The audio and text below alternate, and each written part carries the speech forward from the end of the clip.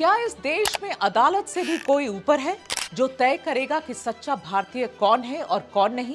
क्या अदालत की टिप्पणी भी अब नेता ही तय करेंगे और बताएंगे कि कोर्ट का दायरा क्या है? राहुल गांधी पर सुप्रीम कोर्ट की टिप्पणी और उसके बाद राहुल के बचाव में प्रियंका गांधी ने जो कहा है उसका तो मतलब बस यही निकलता है। नमस्कार, मैं हूं मेघा प्रसाद और आप देख रहे हैं एबीपी लाइव। सच्चा भारतीय है कौन सच्चा भारतीय नहीं है, ये तो मुझे लगता है कि मतलब न्यायपालिका के प्रति पूरे आदर के साथ कह रही हूँ कि ये तो उनके दायरे में नहीं होता डिसीजन। ये कोई जस्टिस तो नहीं तय करेंगे। दूसरा, राहुल जी ने हमेशा आर्मी का, सेना का आदर किया है। उनके दिल में उन सेना के प्रति, सैनिकों के प्रति, उनके अफसरों के प्रति पूरी तरह से आदर है। तो प्रियंका जी, मैं भी पूरे आदर और सम्मान के साथ आपसे पूछ रही हूं कि फिर कौन तय करेगा?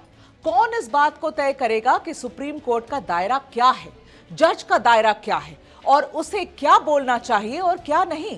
जाहिर है कि आपका जवाब संविधान होगा। तो संविधान के ही भाग 5 के अनुच्छेद 124 से लेकर 147 तक साफ साफ लिखा है कि सुप्रीम कोर्ट का दायरा क्या है, वो क्या कर सकता है, क्या नहीं कर सकता है।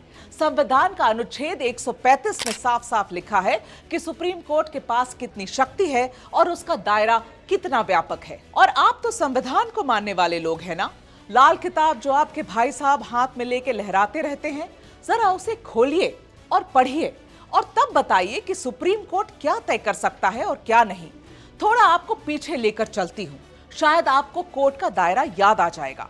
इंदिरा गांधी तब प्रधानमंत्री थी और उनके रायबरेली से सांसद बनने वाले चुनाव को इलाहाबाद हाई कोर्ट में राजनारायण ने चुनौती दी थी, जिस पर हाई कोर्ट ने इंदिरा गांधी का चुनाव ही रद्द कर दिया था और उसके बाद ही इमरजेंसी लगाई गई थी। जब कोर्ट का दायरा वो हो सकता है कि प्रधानमंत्री तक को कटघरे में खड़ा होना पड़े, तो क्या कोर्ट सच्चे भारतीय पर भी सवाल नहीं कर सकता है? क्या इसकी वजह सिर्फ ये है कि कोर्ट की ये टिप्पणी गांधी परिवार पर है, इसलिए अब कोर्ट का दायरा तय किया जा रहा है? जब कोर्ट की टिप्पणियां आपके हक में हो तो न्यायपालिका की तारीफ, और जब टिप्पणियां आपके हक में ना हो तो कोर्ट की मुखालफत। यही तो होता आया है। यकीन ना हो तो अपने पिता राजीव गांधी का ही एक उदाहरण देख लीजिए। सुप्रीम कोर्ट ने शाहबानो केस में एक फैसला दिया। फैसला तत्कालीन सरकार के पक्ष में नहीं था, तो दूसरा रास्ता निकाला और संसद से कानून बनाकर अदालत के उस फैसले को पलट दिया गया। याद करिए उसके बाद क्या हुआ।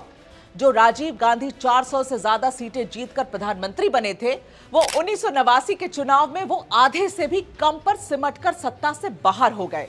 प्रियंका जी, जैसा कि आप कह रही हैं कि नेता प्रतिपक्ष होने के नाते राहुल गांधी का कर्तव्य है सरकार से सवाल करना, बिल्कुल ठीक बात है। सरकार से सवाल होना ही चाहिए, विपक्ष का यही तो काम है।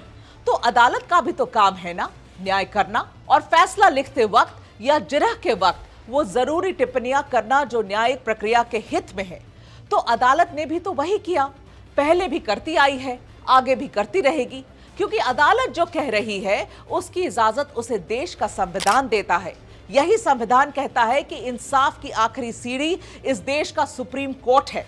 अंतिम फैसला इसी अदालत से निकलता है, जिसके बाद बहस की कोई गुंजाइश नहीं रहती।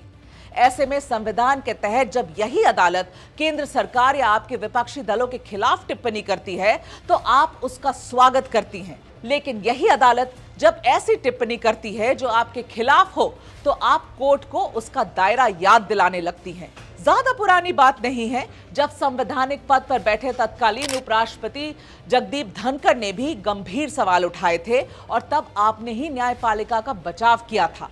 आपकी पूरी पार्टी न्यायपालिका के साथ खड़ी थी। लेकिन अब टिप्पणी आपके खिलाफ है तो आपने अदालत का दायरा तय करने की बात कहकर उस राजनीति को हवा दे दी है जिसमें उस न्यायपालिका को भी एक टूल बनाने की कोशिश होगी, जो हमेशा से सत्ता पक्ष और विपक्ष की राजनीति से दूर प्राकृतिक न्याय के सिद्धांत पर काम करती आई है। शुक्रिया, आप देख रहे थे एबीपी लाइव।